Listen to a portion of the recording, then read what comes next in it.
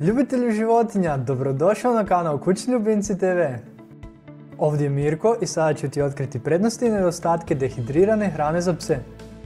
Veliki proizvođači hrane za kućne ljubimce pružaju mogućnost kupovine dehidrirane hrane za pse. Koje su prednosti i nedostaci dehidrirane hrane za pse? 4 prednosti dehidrirane hrane za pse. Prva prednost, ne koriste se konzervansi, a hrana opet ostaje svježa duži vremenski period. Druga, hrana zadržava nutritivnu vrijednost. Treća, dehidrirana hrana često pruža potpunu nutritivnu vrijednost za psa, te nema potrebe za dodacima prehrane. I četvrta prednost, zahtijeva jako malo prostora za pohranu i stvara mali nered. Dva nedostatka dehidrirane hrane za pse.